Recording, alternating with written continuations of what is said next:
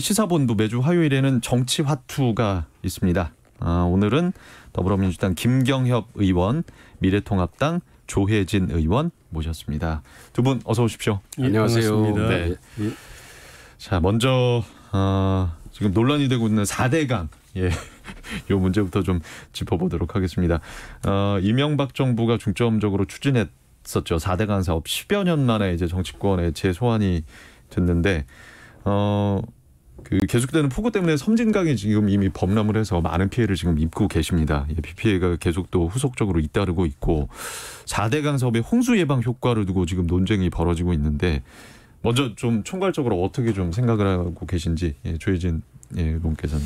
이게 논란이 되는 것 자체가 저는 참 이해가 안 되고 4대강 사업이 가뭄 또 홍수 이 문제를 해결한 효과는 이미 확정돼 있는 건데 이걸 가지고 다시 논란하는 것 자체가 저는 진짜 이해가 안 되고 물론 이제 우리 당에서 미래통합당에서 이번 그동안의 4대강 사업 이후에 이 효과가 현장에서는 100% 검증이 되고 4대강 유역의 주민들이 그 효과를 다 보고 또 늘 잘된 사업이다, 감사한다 이런 상황이었는데 그게 이번 이제 유례 없는 이 호우로 그게 이제 극명하게 드러났기 때문에 이 4대강 사업 후속 사업들 지류지천 정비라든가 저수지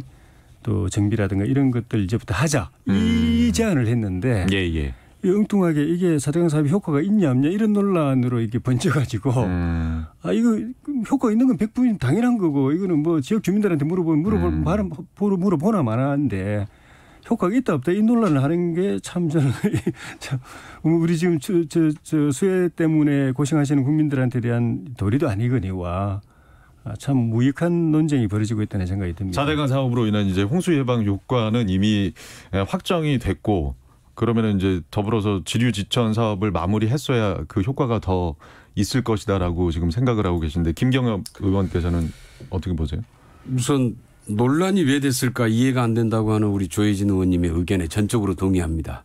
왜 난데없이 4대강 얘기가 나왔을까? 사실 미래통합당에서 꺼낸 거거든요. 이것 때문에 아주 홍수가 지금 뭐 예방 효과가 있다 이렇게 해서 꺼냈는데 이미 사실 4대강 사업은 평가가 끝났습니다. 맞습니다. 평가는 끝났습니다. 이미 박근혜 정부의 감사원이 평가를 다 끝냈죠. 4대강 사업은 전혀 홍수 예방 효과가 없다. 이렇게 해서 결론을 이미 다 내렸던 사업이고요. 그다음에 문제는 이제 이런 좀 재난 상황에서 이제 이건 누구 탓하기도 이게 참 민망한 상황인데 이런 얘기가 이제 이렇게 해서 나왔는데 왜 이런 얘기를 갑자기 저는 미래통합당에서 들고 나왔을까? 그게 사실 좀 신기했어요. 가만히 보니까 이게 여기저기서 지금 이제 재난 상황이 발생하고 섬진강뿐만 아니라 영산강에서도 그다음에 낙동강에서도 범람하고 제방 두 개 터지고 이제 이러면서 지금 계속 사태가 커지고 있으니까 이게 좀 재발절인 거 아니냐. 그래서 미리 선제적으로 4대강 사업을 방어하기 위해서 공격이 최선의 방어다라고 하는 이런 정치적인 목적을 가지고 선제적 방어용으로 먼저 제안을 한 거 아니냐 이렇게 좀 보여지고요. 그다음에 또 하나는 사실 이명박 박근혜 정부 9년 동안 쭉 해오면서 내세울 만한 업적이 사실 거의 없었거든요.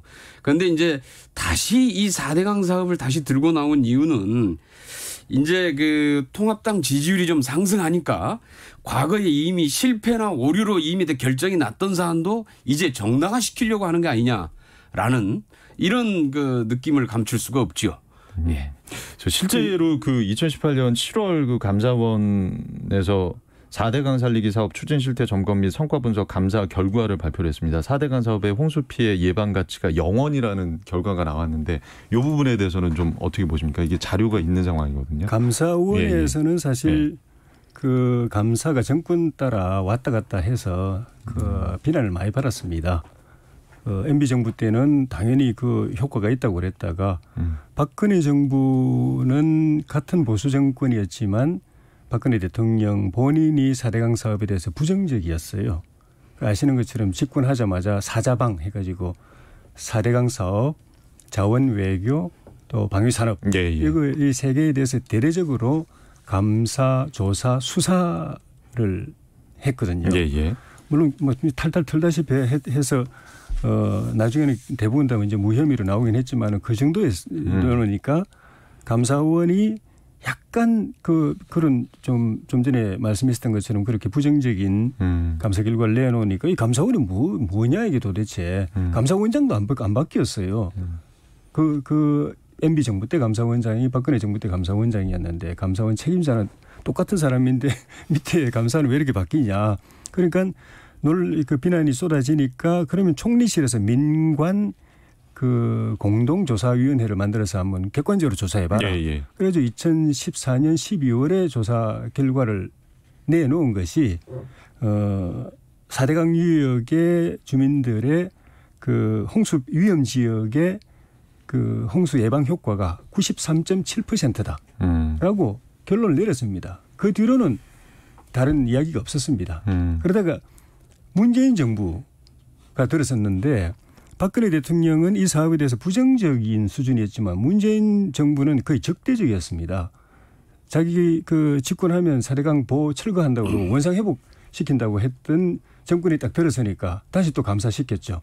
감사를 했는데 딱 결론을 정해놓고 짜맞추기 한 이 흔적이 역력해가지고 감사원 결과는 그러면은 좀 부실한 거였다라고 보시는 겁니까? 부적격이었다고. 부적격이었다고 결론을 내렸는데 예, 예. 그 방법이 그 비용 편익 대비를 했는데 비용을 최대한 늘리고 편익을 최대한 줄이는 방식으로 한 겁니다. 비용은 그 4대강 사업의 비용은 22조라는 게 공식적으로 이미 다 확정되어 있는 건데 이걸 이것저것 막 온갖 것 집어넣어가지고 31조로 늘립니다. 그다음 편익은 확 줄였는데 줄이는 방식이 홍수 예방 효과가 제로라고 했습니다. 예, 예. 왜 제로냐 그러니까 제로라는 건 통계에서 제로라는 건 없거든요. 뭐 10이면 10이고 뭐 20이면 20이고 1.5면 1.5지 제로라는 건 없거든요. 편익이 제로라는 거는. 그러니까 그 왜 제로냐 그러니까 그 4대강 사업 이후에 큰 비가 안 내려가지고 홍수 이 효과가 예방 효과가 있는지 없는지 검증할 기회가 없었다라는 거예요. 그 자체도 틀린 말이지만 왜냐하면 4대강 사업 이후에도 현장에서는 해마다 주민들이 야, 이 정도 넘쳤으면 이 동네는 물 담갔을 텐데 참 잘 됐다는 이야기 해마다 있었는데 현장 조사를 전혀 안 한 거고 두 번째는 설령 그걸 빼더라도 검증할 수 없었다고 하는 것하고 효과가 없다는 거하고는 전혀 다른 거거든요. 검증할 수 없었으면 다른 방법으로 검증을 한다든지 추정을 해야 되는데 검증을 할 수 없다고 그래놓고 편익은 제로라고 해버린 거예요. 전형적인 짜맞추기 감사 결과인 거죠. 그거는 그 감사원의 수치입니다. 주민들의 의견은 이제 홍수 예방 효과가 이 정도면 있을 것이다라는 결과가 있었고 이제 그간에 사실은 뭐 홍수라고 얘기할 만한 큰 비 피해가 없었기 때문에 실증적인 검증이 되지 않았다. 예, 이렇게 지금 말씀을 하시는 거죠. 아니요, 감사원이 그렇게 주장을 했는데 그게 코미디라는 거죠. 어떻게 보세요, 그게 이제 물론 그 동안에 이제 큰 비가 내리지 않는 부분도 있었는데요. 그때 몇 번 있었던 게 뭐냐 하면은 작은 비에도 불구하고 침수가 안 되던 지역이 갑자기 침수가 되고 그다음에 그 어떤 지역은 완전히 물이 없어가지고 농사를 더 이상 지을 수 없는 상황 이런 부작용들도 이미 나타났고요. 그다음에 이제 문제는 평가를 사실 물론 평가하는 사람에 따라서 다를 수는 있는데 그렇다고 미래통합당이 집권했던 당인데 거기에서 친이계와 친박계가 집권했을 때 감사 결과가 평가가 정반대로 나온다. 이게 사실이 있을 수 없는 일이죠. 그런데 이제 이미 그런 상황에서 감사원이 박근혜 정부의 감사원이 이 지금 현재 이 4대강 사업은 엄청나게 들어간 여기에 비용 그다음에 더 큰 문제가 뭐냐 하면은 4대강 공사가 끝나고 나서도 유지 보수비 있지 않습니까? 부실 공사가 돼가지고 보호 자체도 보호 밑에가 다 갈라지고 막 다 그래가지고 그 유지 보수비만 1년에 아마 제가 정확한 그 금액은 지금 기억을 못 하겠습니다만은 제가 국토위에 있을 때 1년에만 수천억씩 들어갑니다. 여기에 그 4대강 보호수 유지비만. 이렇게 들어갔고 그다음에 또 하나는 그때 4대강 사업을 하면서 천명했던 게 일자리 몇만 개 몇십만 개 이랬는데요. 실제로는 그게 20분의 1도 못 미쳤어요. 그러니까 이런 것들로 봤을 때 4대강 사업은 완전히 실패했다라는 것이었고요. 그다음에 또 하나는 문제는 뭐냐 하면은 이제 이렇게 사실 강이라고 하는 데가 하천도 마찬가지인데 시간이 지나면 토사가 쌓여서 일정 정도 준설 작업을 해줘야 될 필요성들은 있습니다. 그건 물의 흐름을 원활하게 만들기 위해서. 그런데 여기서 문제가 뭐냐면은 물은 항상 자연스럽게 흘러야 되는데 여기에 인공 보드를 이제 다 설치하기 시작한 겁니다. 사실은 이게 이제 대형 사고를 일으켰죠.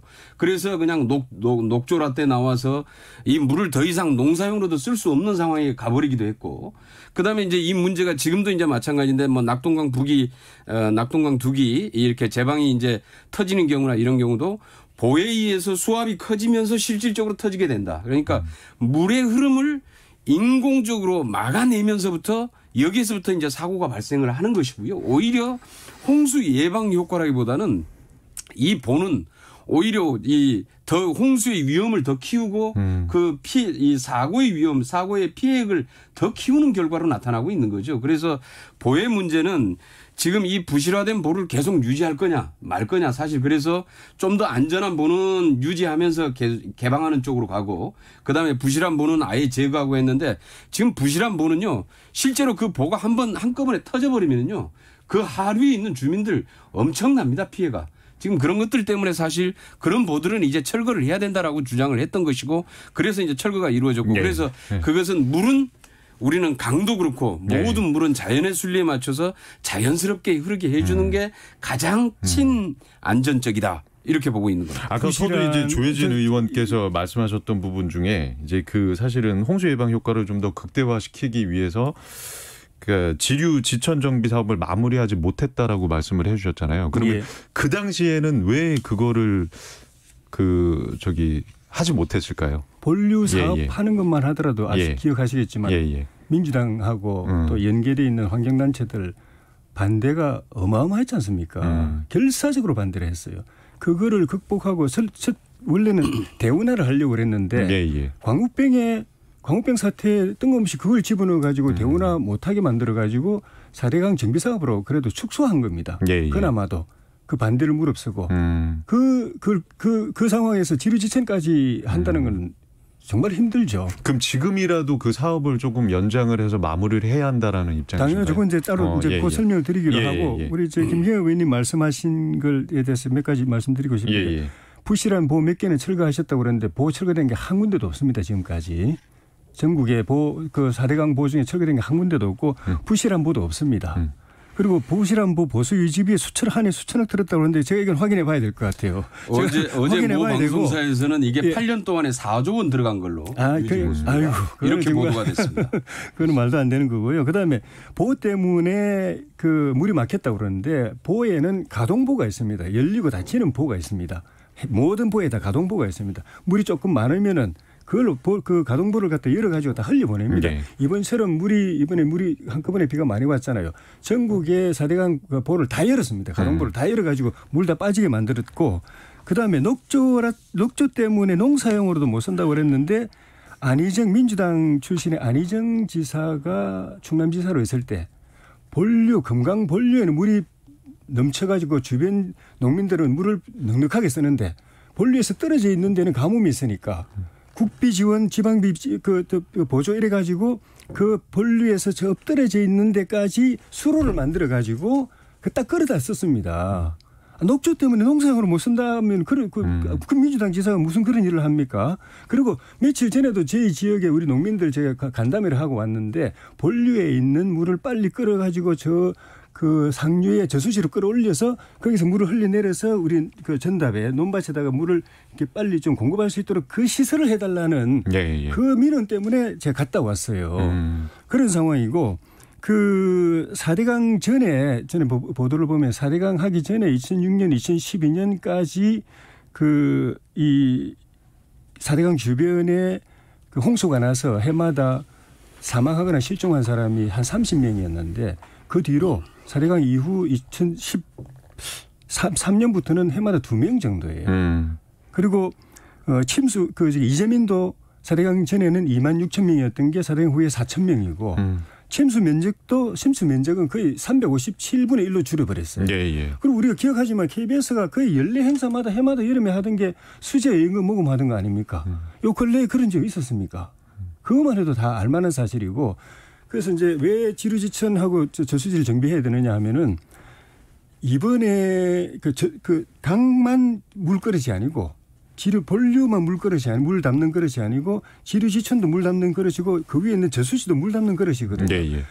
비가 많이 올 때 저수지가 많이 받아두면 밑으로 안 흘려보내고 지류지천에서 본류로 안 흘려보내고 많이 받아두면 본류도 그만큼 여유가 있는 겁니다. 예, 예. 그래서 이걸 본류만 지금 감당하고 있는 거거든요. 지류지천은 다 지금 강바닥이 높아가지고 비 오면 본류를 다 쏟아내는데 알겠습니다. 지류지천도 좀 준설하고 정비해가지고 둑도 높이고 저수지도 준설하고 둑도 높이고 하면은 물그릇이 커지는 거죠. 그걸 했으면은 이번에 섬진강 같은 경우도 4대강 사업을 했거나 아니면은 지류지천 저수지라도 더 준설을 했으면은 섬진강 본류로 그렇게 물이 많이 안 내려올 겁니다. 한꺼번에. 알겠습니다. 그래서 그걸 해야 이번에 사실 기록적으로 많이 내려왔지만 기상 이변 때문에 앞으로 이보다 더 비가 많이 오는 일이 없다고 보장할 수 없거든요. 예. 그것까지 생각한다면 본류 준설도 더 해야 되지만 지류지천도 물을 많이 받아둘 수 있도록 저수지도 더 많이 받아서 하루로 안 보낼 수 있도록 하는 작업이 빨리 있어야 되는 거죠. 문재인 대통령이 어제 오후 수보회의에서 집중호우로 인한 피해를 두고 4대강 보가 홍수 조절에 얼마나 기여하는지 실증 분석할 기회라고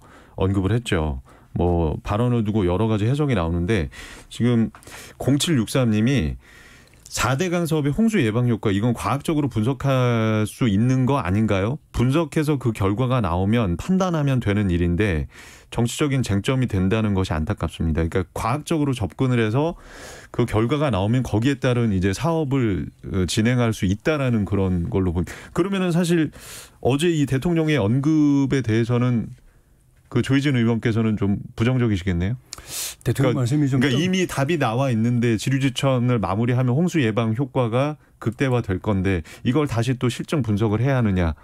이런 의문점을 가지실 수 있겠네요. 말씀하신 대로 답은 나와 있고 답을 실행하는 게 중요한 건데 그 뭐 다시 평가해야 된다고 이야기하시는데 말씀이 좀 뜬금없어요. 왜냐하면 보가 홍수 예방 효과에 이 효과가 있는지 평가해 볼 필요가 있다고 그러는데 정확하게 말하면 홍수 예방과 관련돼 있는 거는 그 본류 준설 물을 많이 퍼내가지고 물이 한꺼번에 오더라도 안 넘치게 만드는 거.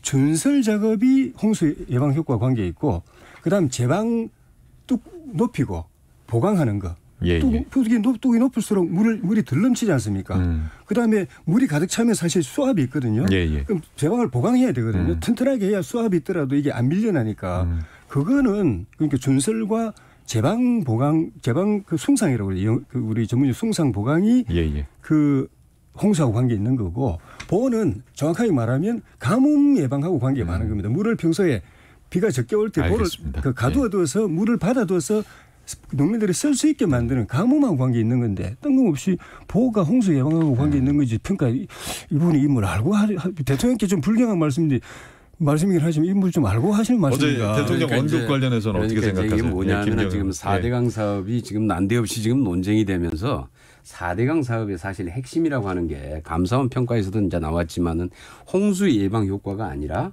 실제로 이거는 이제 한반도 대운하를 위한 사전 정지 작업이다. 이렇게 이제 평가를 내렸지 않습니까? 그거는 말씀하셨어요. 예. 그런데 이제 뭐 아까도 이제 조혜진 의원님도 이제 인정하셨는데 그래서 이제 이것의 핵심은 봅니다. 사실은. 그리고 이제 왜냐하면은 하천 준설은 사실 4대강 사업이 아니더라도 정기적으로 토사가 쌓이는 부분들은 하천 준설을 해옵니다. 그리고 해야 됩니다. 그건 4대강 사업하고 상관없이 그건 해야 되는 사업이고요. 그건 뭐 하천 준설이 4대강 사업이다 이렇게 얘기하는 건 옳지 않고 4대강 사업의 핵심은 보라는 거고 그래서 이제 이것에 사실 홍수 예방 효과가 있느냐 없느냐라고 했는데 맞습니다. 보호 자체가 홍수 예방 효과가 있는 게 아니죠, 사실은. 그런데 이제 문제는 보로 인한 그 다음에 여타의 이제 다른 환경의 부작용이 문제가 됐던 것이고 그 다음에 이제 지금 이제 지류 하천 문제 얘기하셨는데 그 민주당하고 이제 뭐 환경단체에서 반대해서 못했다. 그렇지 않습니다. 지류 하천 사업에 대한 정비 사업부터 하자가 우리 당의 당시의 입장이었습니다. 그러니까 4대강 사업 이거 이렇게 하지 말고 보호 설치하고 이런 거 하지 말고 지류지천부터 먼저 생태하천 복원사업하고 오염 방지시설하고 토사 쌓이는데 준설하고 이렇게 해서 강 정비가 필요하다라고 하는 게 그게 사실 우리 당의 입장이었고요. 환경단체의 요구도 바로 그거였습니다. 그런데 그걸 안 하고 이 4대 강의 큰 강에 이 대형 토목공사를 벌려놓은 거죠. 이게 문제라는 거고요. 그다음에 지류 하천 사업을 했던 것, 주장을 했던 것 맞아요. 이제 4대 강 사업 22조 들여서 끝났으니까 또다시 20조를 들여서 지류 하천에다도 댐 만들고 강을 꼬불꼬불한 강을 갖다 이렇게 직강화 이렇게 만들자. 완전히 인공으로 다 파가지고 이렇게 만들자는 거 아니었습니까? 이 돈만 20조 원 또 쏟아붓고 이거는 오염 방지나 전혀 생태하천과 관계가 없는 그런 사업이고 또 다른 이것은 재앙을 불러온다. 그래가지고 저희 당이나 환경단체들이 반대했고요. 거기서 정확하게 지금 현재 말씀드릴 것은 뭐냐면은 저희도 계속 지류하천 정비 사업부터 먼저 해야 된다. 오염 방지 시설 해야 된다. 생태하천 복원해야 된다. 이런 사업들에 대해서는 그리고 지금도 그런 계획들은 그 이전에도 4대강 사업 전부터 매년 해오던 게 있고 지금도 또 추진되는 게 있습니다. 예. 네. 자, 잠시 좀 톤다운 하시고요. 더불어민주당 김경협 의원, 미래통합당 조혜진 의원과 화요일 정치와투 함께 진행하고 있습니다. 5200님이 김경협 의원님 라디오에서 뵈니 반갑네요. 예, 시원시원하게 토론하는 스타일 변함없어 좋습니다. 예. 네, 아마 본인은 목소리가 너무 크다고 좀 그걸 단점으로 지금 생각하신다고 얘기하셔서 2569님 조혜진 의원님 항상 조곤조곤 따져서 해주신 말씀에 동감하며 듣고 있습니다. 예, 그러니까 본인들이 못 가지신 것들을 좀 부러워하시는 것 같아요. 이분은 나도 좀 흥분하고 싶은데 이분은 좀 조곤조곤하고 싶은데. 예. 자, 다음 주제 좀 넘어가 보도록 하겠습니다. 4차 추경 얘기를 좀 짧게 질문을 드릴게요. 정부 여당에서도 뭐 필요성을 언급을 했는데 김종인 미래통합당 위원장도 찬성 의견을 밝혔습니다. 여기에 대해서는 좀 이견이 없으신 건가요? 어떻습니까? 별로 이견이 없는 것 같습니다. 수혜 추경을 해야 된다는 게 당의 입장인데 문제는 이제 그전에 코로나 추경할 때도 이게 재정 건전성 때문에 걱정들 많이 했는데 지금 재정이 거의 바닥이 나가지고 여력이 별로 없다. 기재부 입장인가 하여튼 일단 예비비로 좀 써보자. 추경하지 말고 예비비로 써보자는 이야기가 나오는 게 이제 그런 배경인데 그게 예비비로 되면 하면 되지만 안 되면 추경을 해야 될 상황인데 장기적으로 보면은 국민 부담이 커지니까 걱정이죠. 그래서 평소에 이거 돈 쓸 때 좀 아껴가면서 이런 비 오는 날을 대비해서 구전 날을 대비해서 좀 해야 되는데 펑펑 쓰는 게 문제가 그런 점에서 문제가 있는 것 같습니다. 네. 김경협 의원. 금년에 이제 추경이 이미 지금 3차례가 있었는데 다 이제 사실 코로나 관련된 방역 추경 이렇게 돼서 있었는데 이번에 지금 이제 아마 기재부의 입장은 그 3차례까지 했는데 한 번 더 하는 게 좀 부담스러운가 봐요. 기재부는. 그리고 그래서 아마 지금 있는 예비비를 좀 최대한으로 가용자원으로 활용을 해서 하는 데까지 최대한으로 해보고 안 되면은 추경을 합시다 이제 이러는 것 같은데 지금 저희 당도 지금 생각을 하기에 예상보다 피해 규모가 좀 크고 이 복구 비용이 의외로 좀 많이 들어갈 수 있겠다 지금 이렇게 보고 있습니다. 그래서 지금 4차 추경 얘기가 나왔는데 필요하면 할 수밖에 없는 거 아니냐. 지금 이렇게 이번 홍수 피해 이 재난 상황인데 이것도 역시 거기에 복구가 시급하고 이런 부분들이 위해서는 예산은 또 그럴 때 쓰라고 있는 거 아니겠습니까? 좀 무리해서라도 할 수밖에 없는 상황이 오면은 그렇게 할 수밖에 없겠다 싶습니다. 네. 자, 노영민 비서실장 비서실 소속 수석비서관 5명 일괄 사표를 제출했습니다. 최근 상황에 대한 종합적 책임을 지겠다는 뜻이다라고 청와대에서 밝혔는데 어떤 의미로 좀 보시는지요? 먼저 김경협 의원께서는. 좀 전체적으로 좀 최근 들어서 아무튼 좀 부동산 문제 때문에 청와대 참모진들이 자꾸 이제 그 구설수에 좀 올라왔고 그래서 전반적으로 좀 이제 한번 국정 쇄신의 필요 새로운 좀 이 국정 동력을 잡고 좀 국정 기강을 좀 새롭게 잡는 분위기 쇄신의 좀 측면에서 의미가 있지 않겠느냐 이렇게 보고 있고요. 네. 아무튼 지금 시기가 이제 지금 부동산에 더불어서 이번에 지금 이 폭우 피해까지 이렇게 해서 이 막 재난이 겹치고 있는데 정말 비상한 각오로 일해야 될 시기인 것 같고요. 좀 그런 차원에서 좀 이 마음가짐을 좀 다잡기 위한 그런 인사로 보입니다. 네, 조혜진 의원. 네. 종합적 책임을 지겠다고 했는데 결국 이제 김정엽 의원님 말씀하신 김경엽 의원님 말씀하신 것처럼 부동산 문제가 핵심이죠.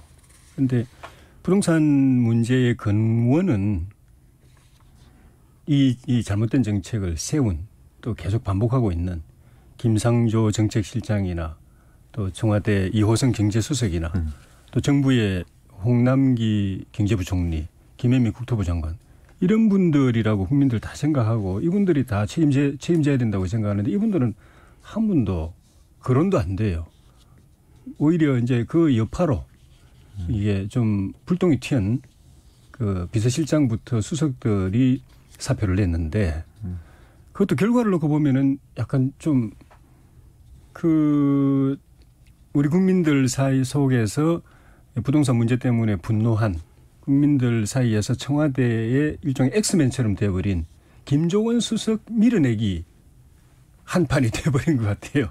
그러니까 김종원 수석을 좀 빨리 좀 내보내고 싶은데 한 사람은 콕 찍어서 내보내기 어려우니까 그냥 집단적으로 우리가 다 같이 사표 내자. 이래서 그러니까 상징적인 인물로 봤다 이거. 예, 네. 다 사표 냈을 때는 국민들이 볼 땐 다 그만두는 줄 알았는데 보니까 김 수석 그만두고 그다음에 강기정 수석, 김거성 수석은 사실 뭐 16개월이나 15개월이나 됐기 때문에 이제 뭐 그만둘 때 됐다는 얘기 그 전에도 나왔기 때문에 이 새삼스러운 건 아니고 후보 사표 낸 사람들 중에 나머지는 다 남아 있어요. 결국 이제 김종원 수석 한 사람만 그만두게 된 셈인데 이 한 사람 밀어내려고 이렇게 작전 편 것 아닌가 하는 그런 이야기가 나올 정도로 이상한 모양이 돼버렸어요. 사표 다 냈으면 다 책임지고 나오든지.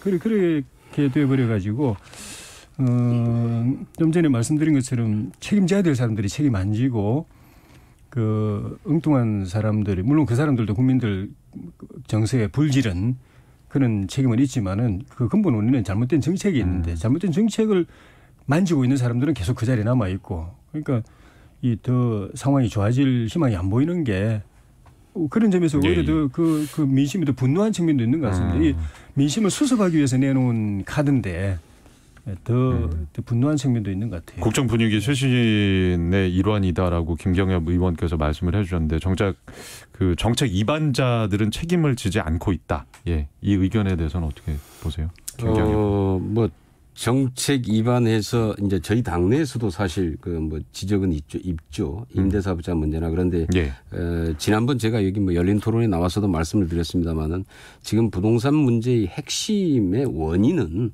어디에서 출발했고 그 다음에 그래서 과거 정부가 어떻게 규제 완화를 시키면서 폭등할 수 있는 기반 제반 여건들을 다 만들어 놓고 그다음에 이게 사실 문재인 정부 들어서 어떤 조치를 잘 못해 가지고 이게 가속화됐는가 이런 문제들을 저는 정확히 따져볼 필요가 있다라는 것이고요.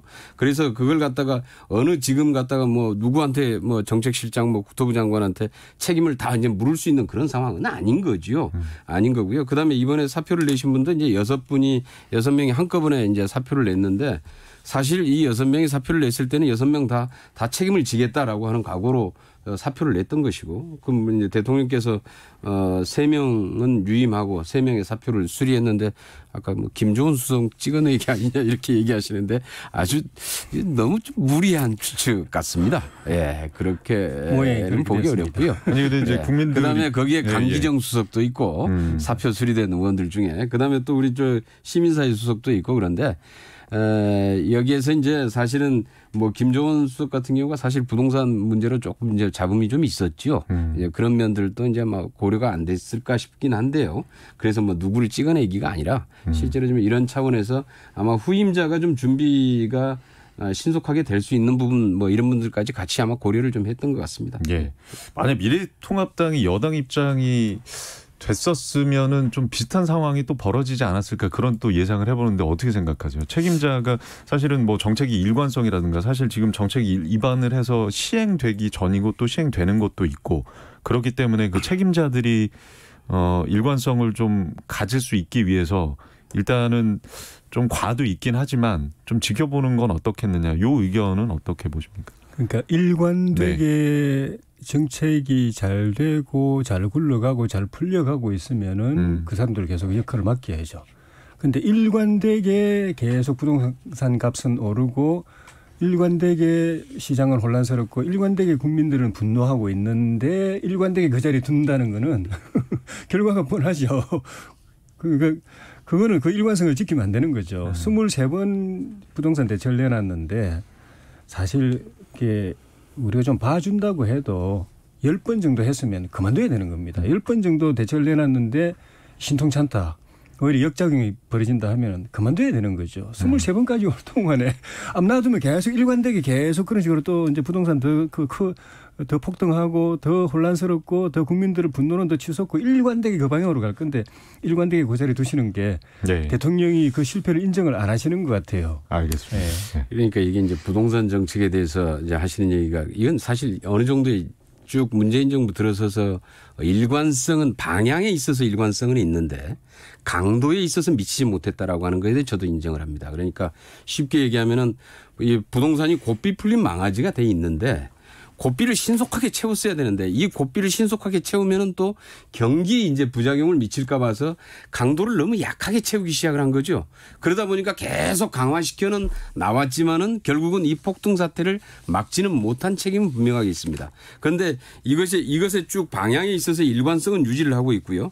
그럼에도 불구하고 지금의 이제 이번에 그 70 대책 그리고 이러한 것들이 제대로 되지 못한 것은 우리 국회 탓도 사실 있습니다.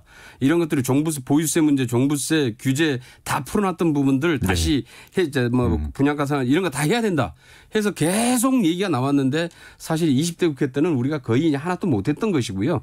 이제 21대 국회에 그것을 제도화 시킬 만한 우리가 의석수를 확보했고 그래서 이번에 이게 이제 제대로 부동산 규제에 대한 제도가 이제 폭등을 막기 위한 제도들이 하나씩 정비됐다 이번에 이렇게 보시면 될 것 같아요. 그리고 이것의 효과는 아마 조금 더 아마 지켜봐야 될 것 같습니다. 알겠습니다.